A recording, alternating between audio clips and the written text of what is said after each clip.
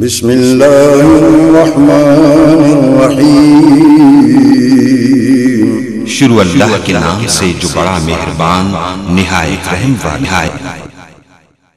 من يهده الله فلا مضل له ومن يضلل فلا هادي له ونشهد أن لا إله إلا الله وحده لا شريك له ونشهد أن محمدًا عبده ورسوله أعوذ بالله من الشيطان الرجيم يا أيها الذين آمنوا اتقوا الله حق تقاته ولا تموتن إلا وأنتم مسلمون يا أيها الناس اتقوا ربكم الذي خلقكم من نفس واحدة وخلق منها زوجها وبث منهما رجالا كثيرا ونساء واتقوا الله الذي تساءلون به والأرحام إن الله كان عليكم رقيبا يا أيها الذين آمنوا اتقوا الله وقولوا قولا سديدا يصلح لكم أعمالكم ويغفر لكم ذنوبكم ومن يطع الله ورسوله فقد فاز فوزا عظيما أما بعد فإن خير الحديث كتاب الله وخير الهدي هدي محمد صلى الله عليه وسلم وشر الأمور محدثاتها وكل محدثة بدعة وكل بدعة ضلالة وكل ضلالة في النار فأعوذ بالله من الشيطان الرجيم بسم الله الرحمن الرحيم لقد من الله على المؤمنين إذ بعث فيهم رسولا من أنفسهم يتلو عليهم آياته ويزكيهم ويعلمهم الكتاب والحكمة وإن كانوا من قبل لفي ضلال مبين رب اشرح لي صدري ويسر لي أمري واحلل عقدۃ من لسانی یفقہوا قولی۔ محترم بھائیوں، بزرگوں، دوستوں، معززات، ماؤں، بہنوں اور بیٹیوں، ربیع الاول کا مہینہ ہمارا دوسرا جمعہ نبی کریم صلی اللہ علیہ وسلم کا معزز، محترم، اعلیٰ خاندان قریش ہم وہ بیان کر رہے تھے پچھلے جمعے، ان کی جو تفصیل ہے وہ میں نے آپ کے سامنے رکھی۔ نبی کریم صلی اللہ علیہ وسلم کی حدیث پاک کہ اللہ تعالیٰ نے حضرت اسماعیل علیہ السلام سے بنی کنانہ کو پسند کیا، بنی کنانہ سے قریش کو پسند کیا، قریش سے اللہ تعالیٰ نے بنی ہاشم کو پسند کیا، اور بنی ہاشم سے میں محمد صلی اللہ علیہ وسلم کو اللہ تعالیٰ نے منتخب فرمایا۔ میں اپنے باپ حضرت ابراہیم علیہ السلام کی دعاؤں، حضرت عیسیٰ علیہ السلام کی خوشخبریوں اور اپنی ماں حضرت آمنہ ان کا خوابوں، یہ دو احادیث تھیں۔ اس پر ہم نے پچھلا جمعہ پڑھایا تھا اور ہم یہاں تک پہنچے تھے کہ آپ کے جو پردادا تھے ان کا نام تھا ہاشم، دادا کا نام تھا عبد المطلب اور والد کا نام تھا حضرت عبداللہ۔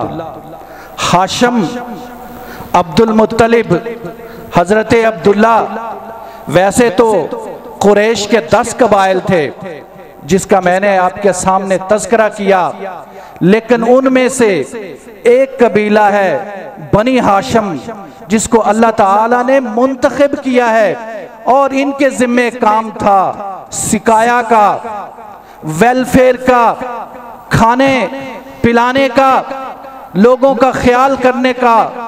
یعنی یوں سمجھیں، میں نے جو پچھلا جمعہ تھا اس کو میں نے موضوع دیا تھا نبی صلی اللہ علیہ وسلم کا جو خاندان قریش ہے وہ ایک این جی او تھا، جیسے آج این جی او کا کنسپٹ ہے۔ نبی صلی اللہ علیہ وسلم کا پورا خاندان این جی او تھا، اور خاص طور پر بنی ہاشم وہ این جی او کا کام کرتا تھا۔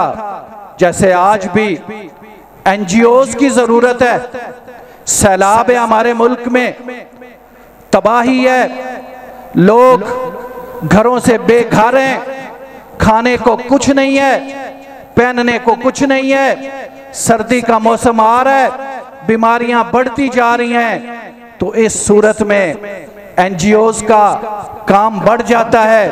اور یہ این جی او بھی ایسی تھی جس کے پاس مکہ کی حکومت تھی، مکہ کے انتظام و انصرام بھی انہی کے پاس تھے۔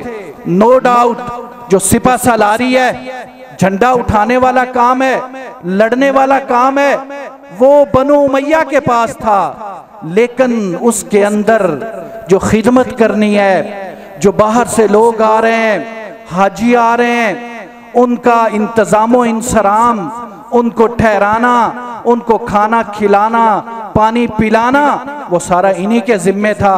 اسی لیے تو ہاشم کا مطلب ہوتا ہے توڑنے والا۔ آپ روٹیوں کو توڑ توڑ کر، شوربے میں ڈال ڈال کر حاجیوں کو کھلایا کرتے تھے۔ عبد المطلب جو آپ کا دادا ہے، نام شیبہ تھا، لے کے ان کا چچا آیا، ان کا نام مطلب تھا، اس لیے ان کا نام عبد المطلب پڑ گیا۔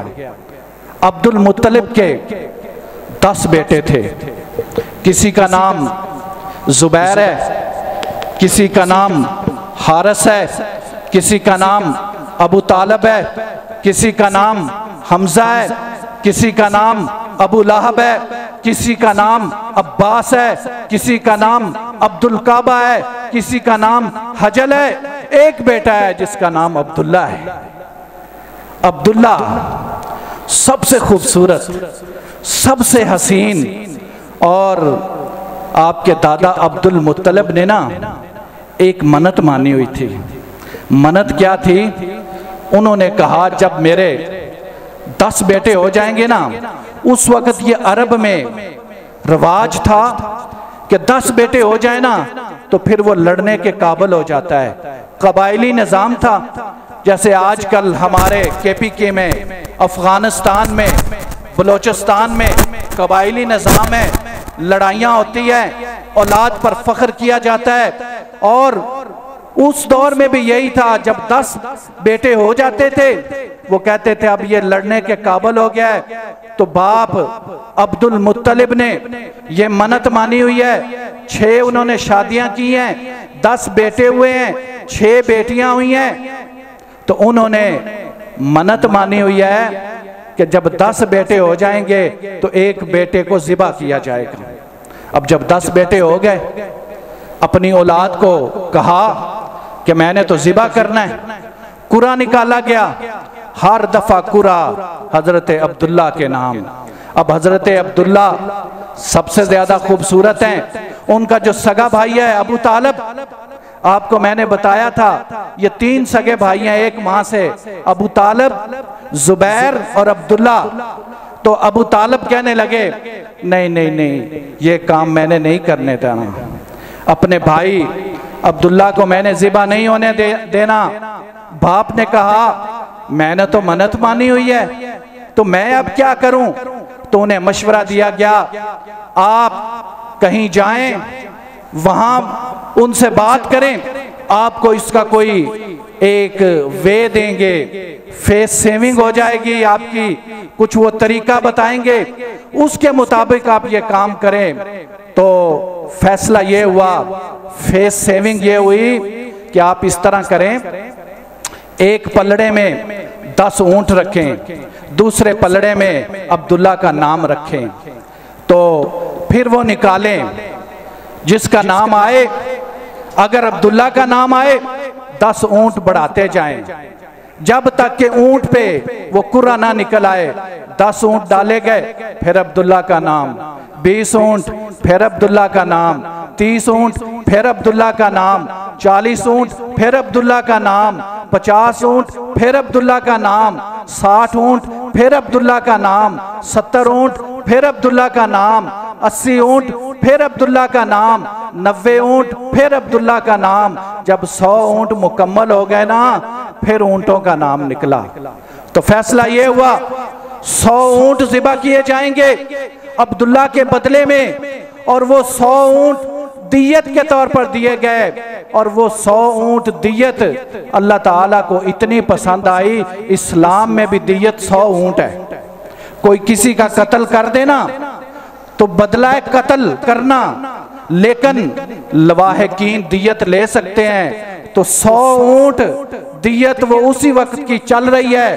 حضرت عبداللہ کے مقابلے میں دیت کے طور پر 100 اونٹ دیے گئے، تو باپ عبد المطلب نے، نبی صلی اللہ علیہ وسلم کے دادا نے 100 اونٹ ذبح کیے۔ اس لیے نبی کریم صلی اللہ علیہ وسلم فرمایا کرتے تھے، میں 2 ذبیحوں والا ہوں۔ کیسے؟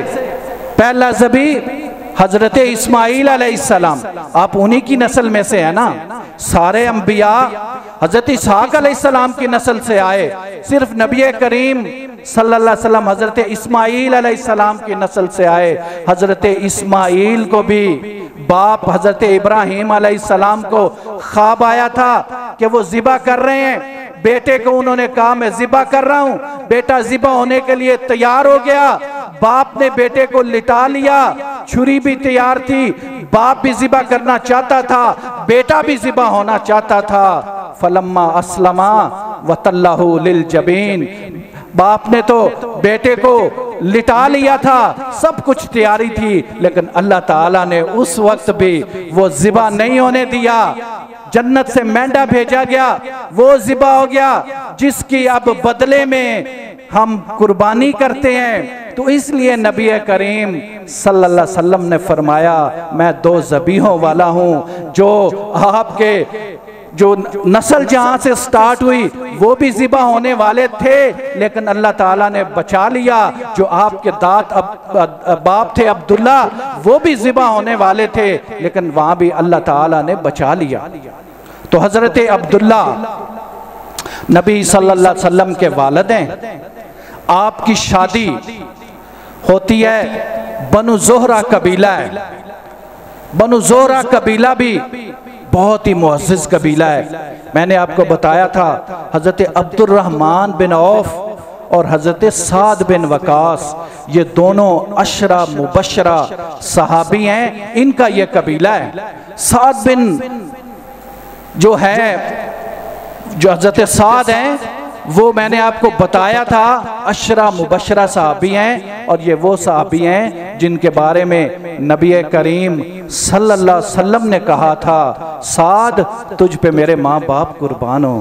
جنگ احد کے موقع پر آپ خود تیر پکڑاتے تھے سعد کو اور کہتے تھے چلا، اور سعد کہتے تھے سعد تجھ پہ میرے ماں باپ قربان ہو۔ اور حضرت عبد الرحمن بن عوف، وہ تو میں نے آپ کو بتایا تھا بہت ہی ذہین صحابی تھے۔ حضرت عمر رضی اللہ تعالی عنہ جو 6 صحابہ کی کمیٹی بنا کر گئے تھے، اس میں حضرت عبد الرحمن بن عوف تھے، اور کتنے انٹلیکچول طریقے سے ایک بندے کو انہوں نے خلیفہ منتخب کیا۔ تو یہ ان کا قبیلہ ہے بنو زہرہ، جہاں پہ حضرت آمنہ رضی اللہ تعالی عنہا ہے، آپ کی والدہ ہیں۔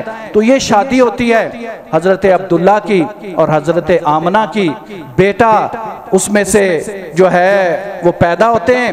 لیکن میں نے آپ کو بتایا تھا یہ لوگ تجارتی سفر کرتے ہیں، جیسے آپ کا جو دادا ہاشم، انہوں نے تجارتی سفر کیا تھا، مدینے میں جا کے شادی کی، پھر جا کر شام میں وہ فوت ہو گئے، اور اسی طرح حضرت عبداللہ بھی ایک تجارتی سفر پہ جاتے ہیں اور مدینہ میں جا کر فوت ہو جاتے ہیں۔ آپ اس وقت پیدا نہیں ہوئے، آپ کی پیدائش بعد میں ہوتی ہے، باپ دنیا میں نہیں تھا جب نبی کریم صلی اللہ علیہ وسلم پیدا ہوئے، اور جب آپ پیدا ہوئے تو اس وقت عام الفیل تھا، عام الفیل ہاتھیوں والا سال۔ اللہ تعالیٰ نے اس وقت یہ ہوتا تھا کہ سال کو کسی نہ کسی انداز میں یاد کیا جاتا تھا، تو اللہ تعالیٰ نے وہ ہاتھیوں والا واقعہ اس سال میں کیا۔ ابرہہ جو اپنا لشکر لے کر آیا تھا، جس کا پچھلے جمعے میں میں نے تذکرہ کیا تھا، اللہ تعالیٰ نے ہاتھی والوں کو برباد کیا، سورۃ فیل نازل ہوئی۔ اسی سال یعنی 50-55 دن بعد نبی کریم صلی اللہ علیہ وسلم پیدا ہوئے۔ 571 عیسوی ہے، آج 2025 ہے، تقریباً 1454 سال پہلے نبی کریم صلی اللہ علیہ وسلم پیدا ہوئے ہیں۔ 571 عیسوی ہے، مہینہ ربیع الاول کا ہے، دن سموار کا ہے، اور 12 ربیع الاول ہے۔ نبی کریم صلی اللہ علیہ وسلم پیدا ہوئے ہیں۔ والدہ کہہ رہی ہیں کہ مجھے خواب آیا تھا، میرے پیٹ سے ایک نور نکل رہا ہے جس سے شام کے محل پر روشنی چھا گئی ہے، شام کے محل گر گئے ہیں۔ یعنی جب نبی کریم صلی اللہ علیہ وسلم اس دنیا میں آئے ہیں تو وہ جو شام ہے وہاں حکومت تھی رومن کے اندر، رومن امپائر کے اندر وہ حکومت تھی، یعنی وہاں پر بھی کرسچینٹی تھی۔ نبی کریم صلی اللہ علیہ وسلم جب اس دنیا میں آئے ہیں نا تو اس وقت بھی صبح کا تھا، سحری کا وقت تھا، سورج نکل رہا تھا، روشنی آ رہی تھی، شام جو ہے ان کے محلات گر رہے تھے۔ نبی صلی اللہ علیہ وسلم ایک روشنی لے کر اس دنیا میں آ رہے ہیں، اور حضرت ابراہیم علیہ السلام کی وہ دعا جو انہوں نے اللہ تعالیٰ سے کی تھی، اللہ تعالیٰ اس دعا کو قبول کر رہے ہیں، اور وہی الفاظ کے ساتھ اللہ تعالیٰ آیت نازل کر رہے ہیں، لَقَدْ مَنَّ اللَّهُ عَلَى الْمُؤْمِنِينَ۔ اللہ تعالیٰ نے قرآن مجید میں جہاں بھی اپنی نعمتوں کا تذکرہ کیا ہے نا، یہی کہا ہے میری اتنی نعمتیں ہیں، وَإِن تَعُدُّوا نِعْمَتَ اللَّهِ لَا تُحْصُوهَا، تم میری نعمتوں کو گننا چاہو گن نہیں سکتے۔ فَبِأَيِّ آلَاءِ رَبِّكُمَا تُكَذِّبَانِ، تم میری کون سی نعمت کو جھٹلاؤ گے؟ یعنی اللہ تعالیٰ نے بے شمار میں نعمتیں کی ہیں۔ اللہ تعالیٰ نے، ہم اگر سوچیں اپنی پیدائش سے لے کر اس دنیا سے جانے تک اللہ تعالیٰ نے کتنی ہمارے اوپر نعمتیں کی ہیں، سب کچھ دیا ہے۔ لیکن جب نبی کریم صلی اللہ علیہ وسلم کی ولادت کا وقت آیا، آپ کی پیدائش کا وقت آیا، آپ کو اس دنیا میں بھیجنے کا وقت آیا، تو یہ نہیں کہا میں نے نعمت کیا ہے، کہا لَقَدْ مَنَّ اللَّهُ عَلَى الْمُؤْمِنِينَ، میں نے مومنوں پہ احسان کیا ہے۔ اور تم تو اندھیروں میں تھے، وَإِن كَانُوا مِن قَبْلُ لَفِي ظَلَالٍ مُبِينٍ، تم تو کھلے اندھیروں میں تھے، ظلمتوں میں تھے، تمہاری تباہی ہو چکی تھی، بربادی ہو چکی تھی۔ اس وقت میں نے اپنے نبی کو بھیجا، اپنے رسول کو بھیجا، اور وہی جو حضرت ابراہیم علیہ السلام نے دعا کی تھی، یا اللہ تیری آیتیں پڑھ کے سنائے، انہی میں سے بھیجنا ہے۔ اللہ نے کہا انہی میں سے بھیجا ہے۔ حضرت ابراہیم نے کہا تھا تیری آیتیں پڑھ کے سنائے، اللہ نے کہا میری آیتیں پڑھ کے سنائے گا۔ حضرت ابراہیم نے کہا تھا وَيُعَلِّمُهُمُ الْكِتَابَ وَالْحِكْمَةَ، کتاب و حکمت کی انہیں تعلیم دے۔ اللہ نے کہا کتاب و حکمت کی تعلیم دے گا۔ حضرت ابراہیم علیہ السلام نے کہا وَيُزَكِّيهِمْ، ان کو پاک کرے، ان کے نفس کا تزکیہ کرے، انہیں اعلیٰ و عرفہ کرے۔ اللہ فرماتے ہیں وہ ان کو پاک و صاف کرے گا، ان کا تزکیہ کرے گا۔ ان کانو من قبل لفی ضلال مبین، اس نبی کے آنے سے پہلے یہ کھلی گمراہی میں تھے۔ نبی صلی اللہ علیہ وسلم 12 ربیع الاول کو सोमवार वाले दिन 571 ईस्वी में पैदा हुए हैं और नबी सल्लल्लाहु अलैहि वसल्लम सोमवार का रोजा रखा करते थे। सुनिए हमारा लीडर क्या कह रहा है, हमारा कायद क्या कह रहा है। नबी करीम सल्लल्लाहु अलैहि वसल्लम अपनी विलादत के बारे में क्या कह रहे हैं, हमें क्या पैगाम दे रहे हैं। मुस्तफ़ा सल्लल्लाहु अलैहि वसल्लम का मिशन क्या है, वो दुनिया को क्या पैगाम देना चाहते हैं। आज ये पैगाम हम भूल गए हैं, हम बहुत दूर निकल गए हैं। मैं अभी कंपैरिजन करूंगा उस वक्त क्या हालात थे और नबी सल्लल्लाहु अलैहि वसल्लम क्या तब्दीलियां लेकर आए थे और आज हमारे अंदर क्या हो गया है। हम कहीं वो उसी पुराने वाले वक्त में तो नहीं वापस चले गए, कहीं वही जलालत और गुमराही, तबाही और बर्बादी आज हमारे मुआशरे में दोबारा तो नहीं आ गई, जिसको नबी करीम सल्लल्लाहु अलैहि वसल्लम खत्म करने आए थे। नबी सल्लल्लाहु अलैहि वसल्लम सोमवार का रोजा रखते हैं। सोमवार का दिन बड़ा अहम है क्योंकि नबी सल्लल्लाहु अलैहि वसल्लम सोमवार के दिन ही पैदा हुए। नबी सल्लल्लाहु अलैहि वसल्लम को सोमवार के दिन ही पहली वही नाज़िल हुई। नबी सल्लल्लाहु अलैहि वसल्लम सोमवार के दिन ही इस दुनिया से गए। नबी सल्लल्लाहु अलैहि वसल्लम सोमवार के दिन ही मक्का से हिजरत की और नबी सल्लल्लाहु अलैहि वसल्लम सोमवार के दिन ही मदीना पहुंचे। सोमवार का दिन बड़ा अहम है। नबी सल्लल्लाहु अलैहि वसल्लम सोमवार के दिन रोजा रखते हैं। सहाबा ने पूछा, ऐ अल्लाह के नबी आप सोमवार के दिन रोजा क्यों रखते हैं? आपने फरमाया, मैं सोमवार के दिन रोजा इसलिए रखता हूं क्योंकि सोमवार के दिन मैं पैदा हुआ। नबी सल्लल्लाहु अलैहि वसल्लम की विलादत का सबसे बेहतरीन जश्न, सबसे बेहतरीन सेलिब्रेशन वो क्या है? रोजा रखा जाए।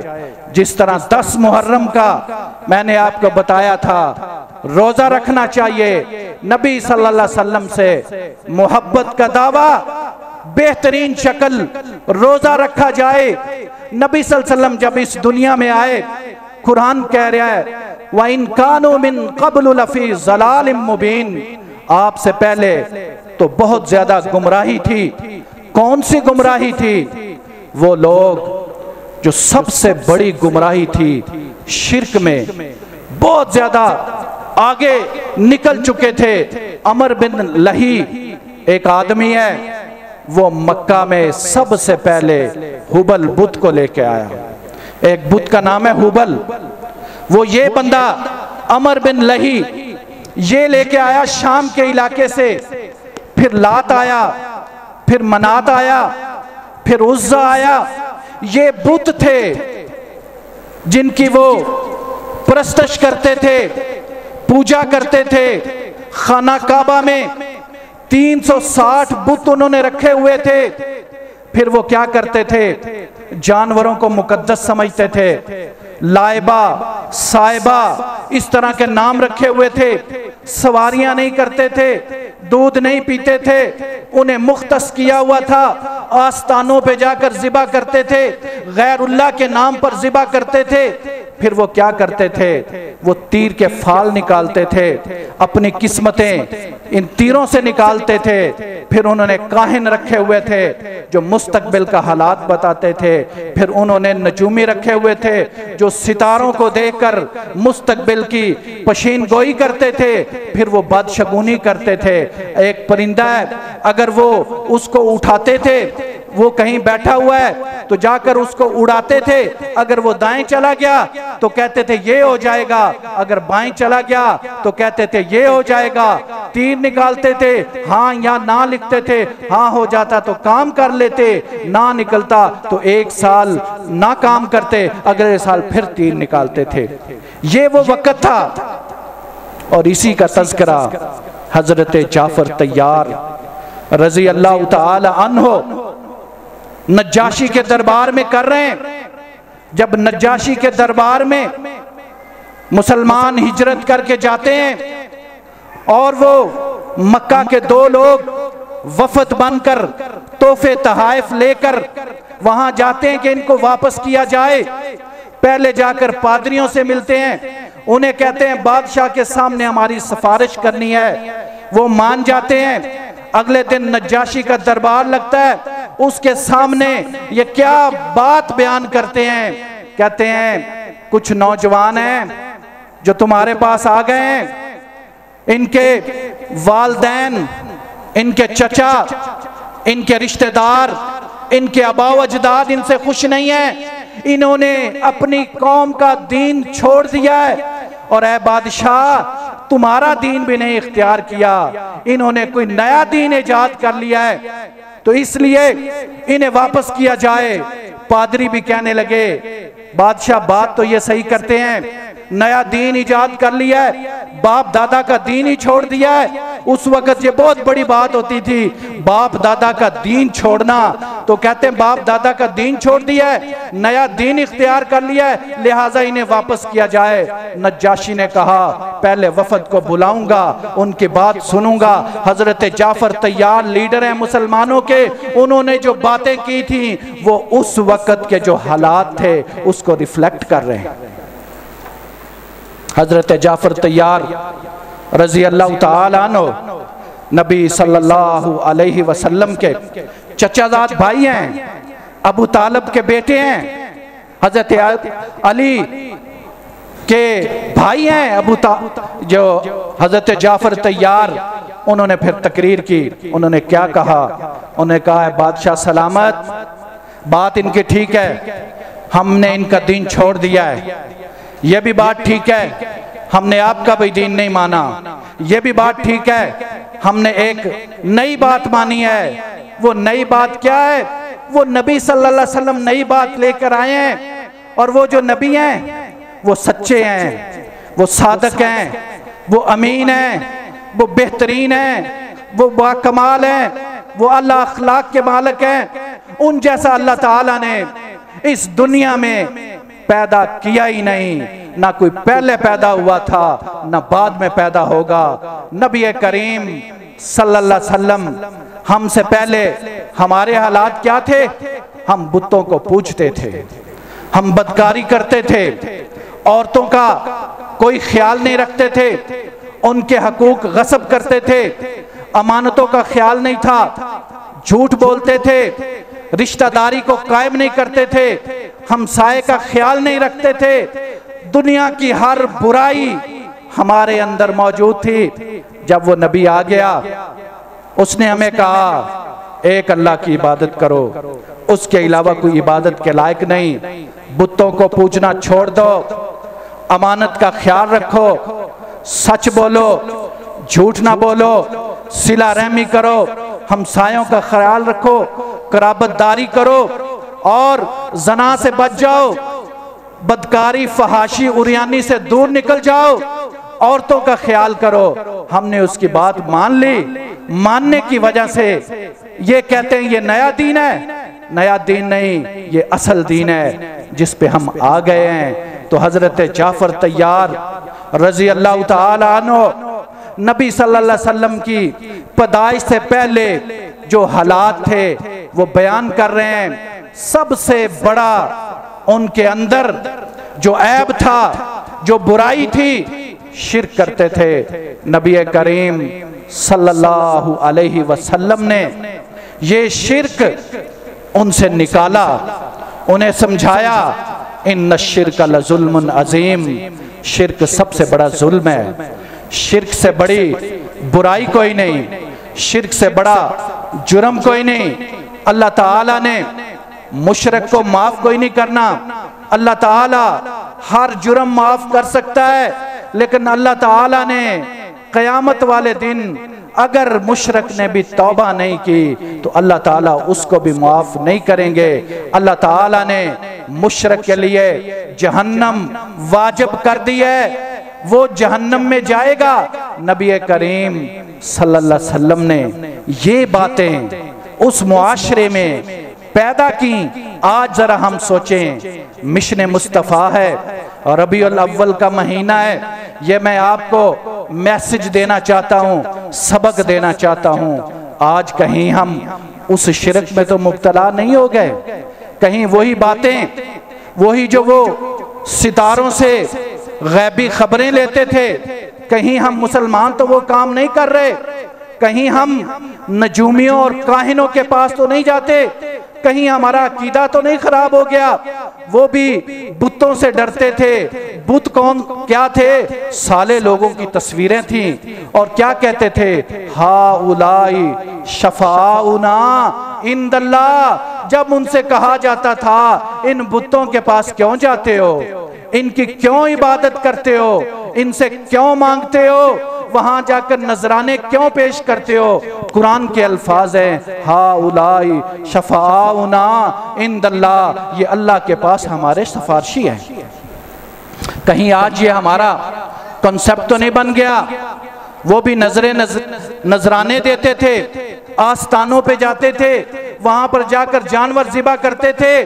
کہیں آج ہم بھی اپنی جو نظریں ہیں، جو نذرانے ہیں، جو جانور ذبح کر رہے ہیں، وہ کسی اور اللہ کے علاوہ کسی اور کے نام پہ تو نہیں کر رہے، اللہ کے علاوہ کسی اور جگہ پر تو نہیں جا کر ذبح کر رہے۔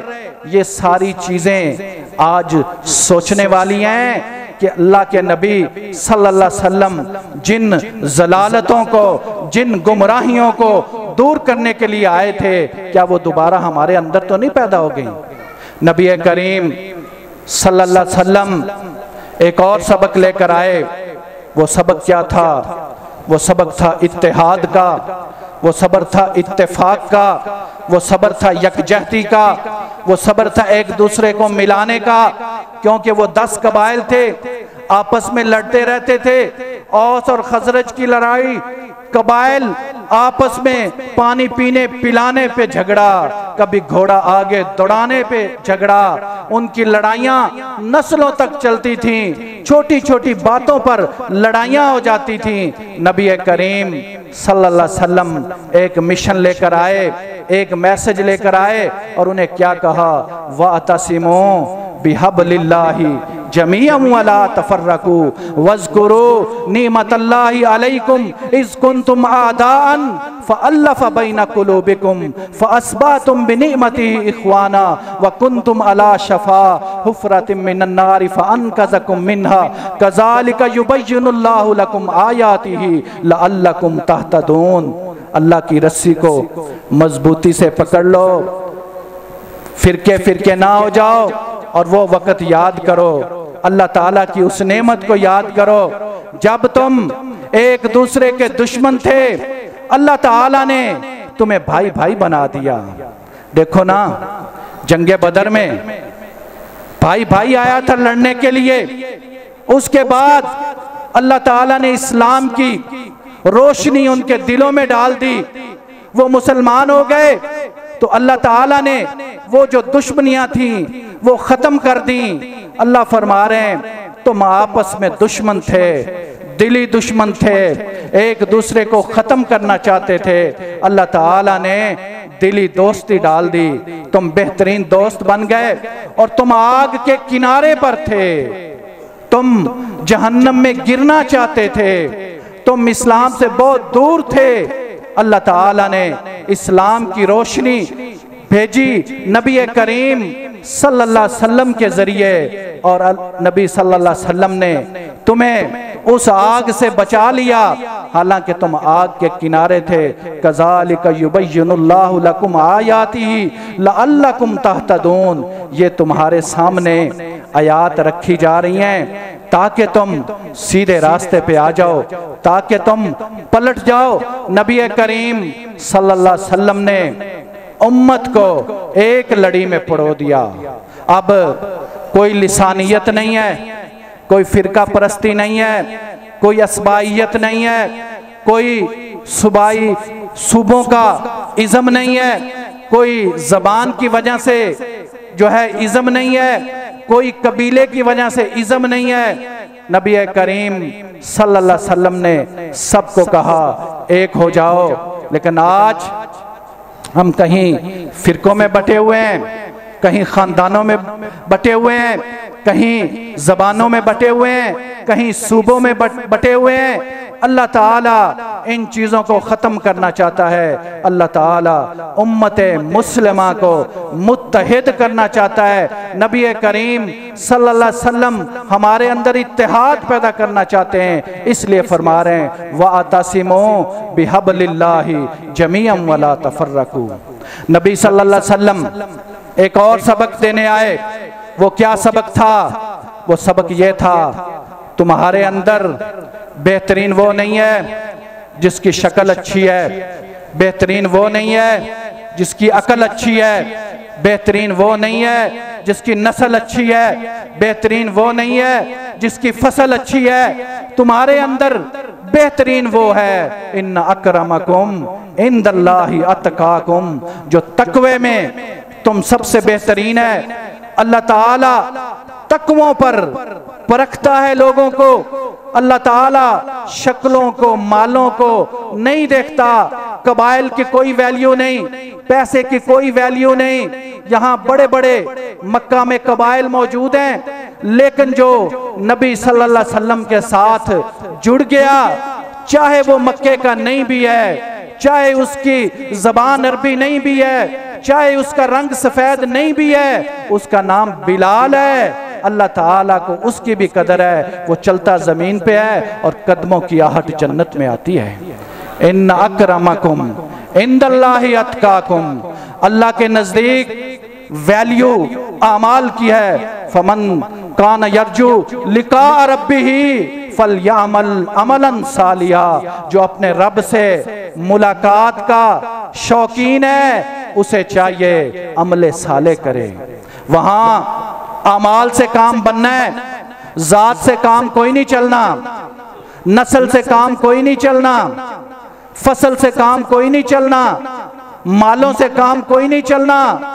اللہ تعالیٰ نے یہ ساری چیزیں ختم کر دی ہیں، وہاں پہ ایک ہی اہمیت ہے، آپ کی کتاب ہے، کتاب کے اندر آپ کے اعمال ہیں، انہی اعمال کو تولا جائے گا۔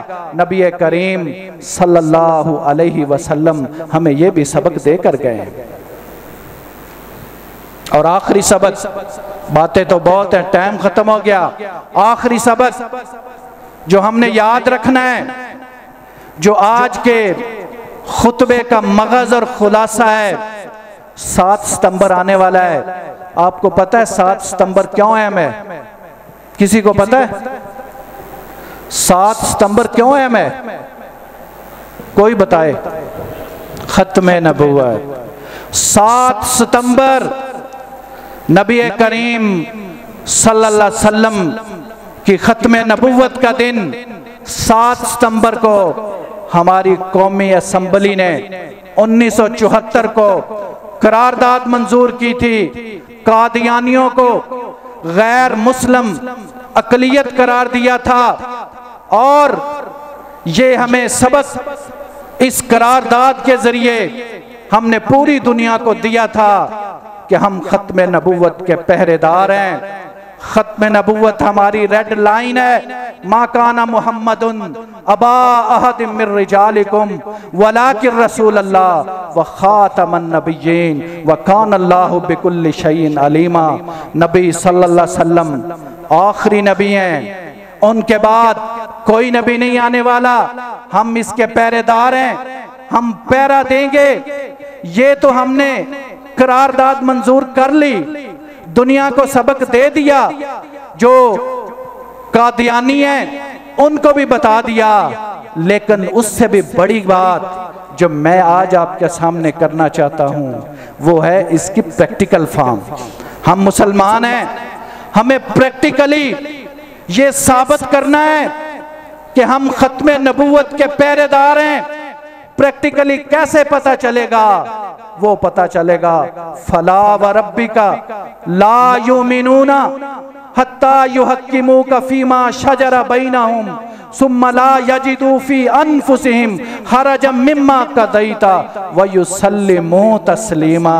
وہ پتا کیسے چلے گا؟ اللہ فرماتے ہیں فلا وربک، قسم ہے تیرے رب کی، اللہ تعالیٰ بات کو ختم کرنا چاہتے ہیں، فلا وربک، اس کے علاوہ اور کوئی بات ہی نہیں، تیرے رب کی قسم ہے لا یؤمنون، तुम में से कोई उस वक्त तक मोमन नहीं हो सकता।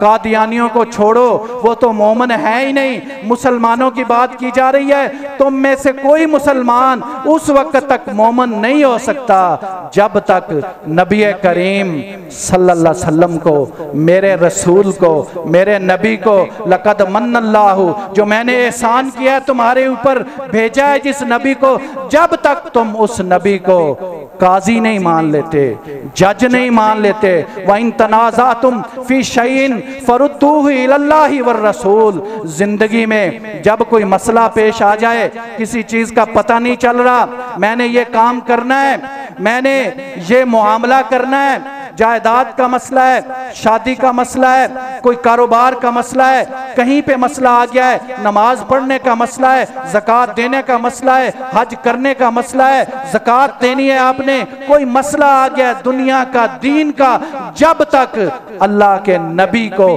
काजी नहीं मान लेते, अल्लाह के नबी से पूछ नहीं लेते, अल्लाह कह रहा है ला युमिनून, तुम मोमन हो ही नहीं सकते।